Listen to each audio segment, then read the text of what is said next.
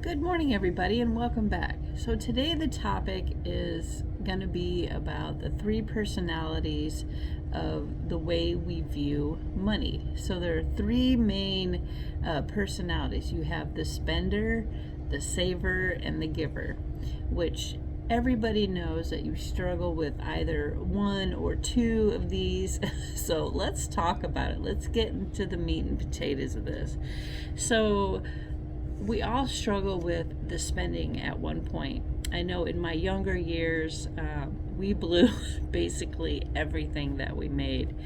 We bought things we didn't need, things we didn't really. It was basically a status thing. You bought clothes because you were keeping up with your neighbor or your best friend, their parents, had money. So everything that we earned, we spent, right?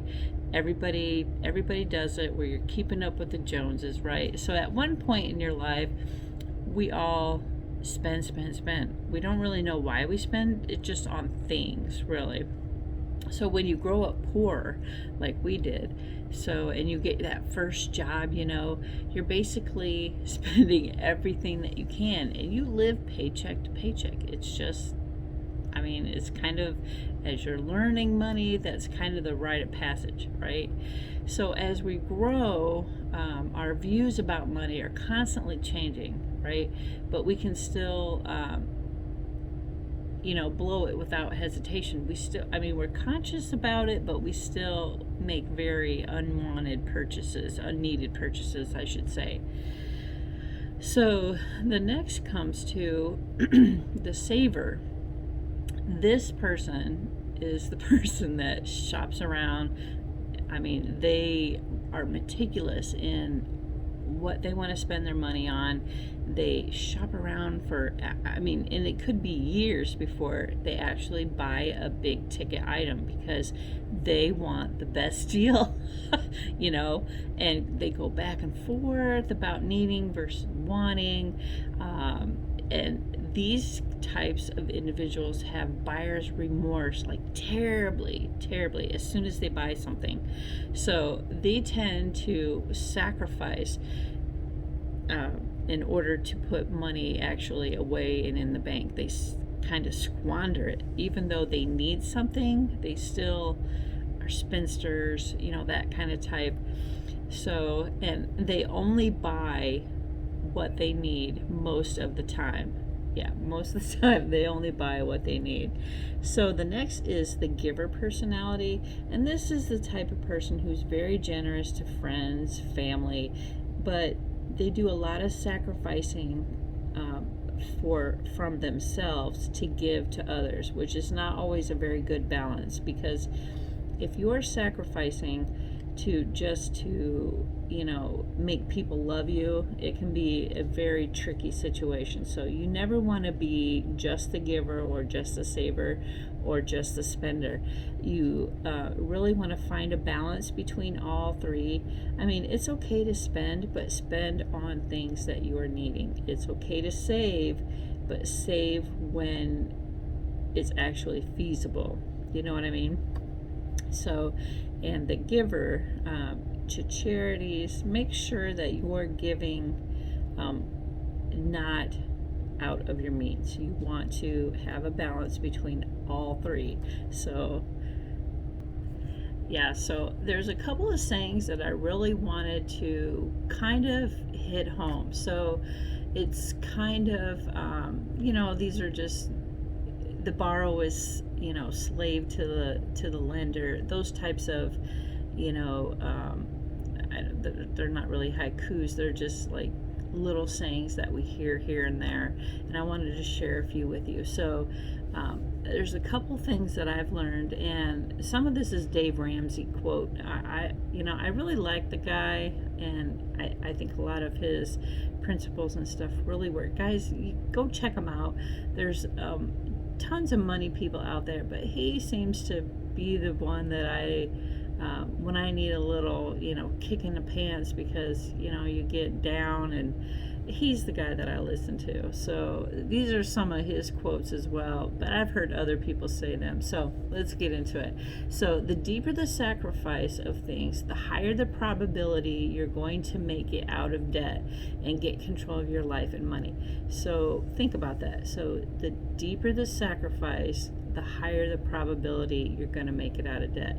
So I mean, that one really sticks with me, because we think money is just spendable, it's blowable, you know. I mean, it comes in so quickly, it goes out so quickly. But if you're sacrificing, and he says beans and rice, rice and beans, until you know, until you make it, until you know, you don't eat out, you don't. I mean, that one right there, I really like that quote, because if you really think about it, anything worth doing, it's hard. It's going to be hard. Just like college, everybody would be going if it was easy, right? But it's not. So let's get into another quote. So think about where you're going and why you're going there, right? So why do we want to be out of debt? Why are we going there? Really? I really like that, you know. Think about where you're going and why you're going there. So security, you know, financial stability, less stress, I mean, wow, who wouldn't want to save money and not have, I mean, if you think about this, so if you didn't have a car payment, if you didn't have 4 credit cards that you were trying to pay every month, what would your life look like? Okay. And I thought about that yesterday.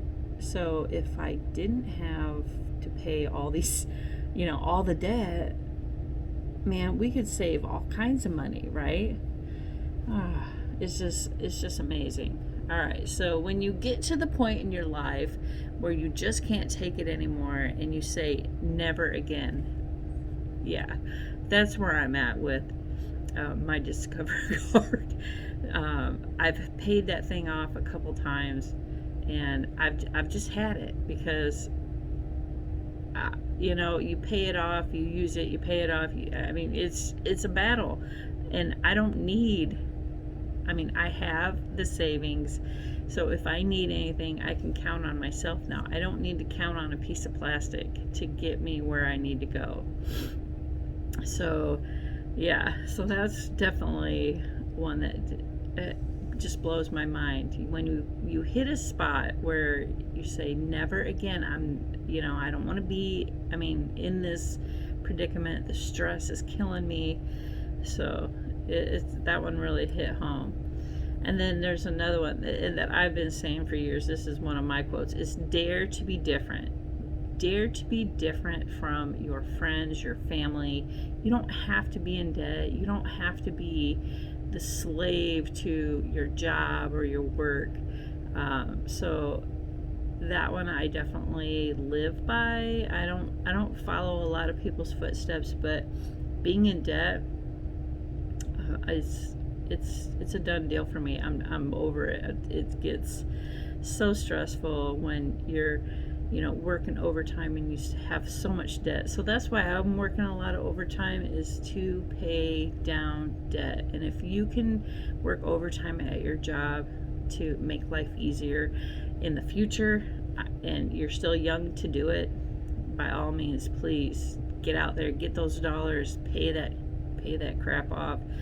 All right, so the next one is don't follow in the footsteps of your parents, right? Don't follow in the footsteps of your parents. If your parents struggled with money, they fought about money, change your life, because if you get in a relationship, you have children, what are you going to leave? What kind of legacy are you going to leave your children, right? It's not a pretty picture when I go back, and I mean, my parents never talked about money. I know they had money issues. We lost a farm when I was growing up, and we had to move into the city, so that was really my first inkling that we were poor and we didn't really have a lot of money, and the truck disappeared one day. So yeah, all right. So that's what we have, the three personalities, how they view money. It's the spender, the saver, and the giver. So you want to have a balance between all three, and that's what I got for today, guys. I hope you liked it, and think about what kind of personality you are and where you need to change in your life.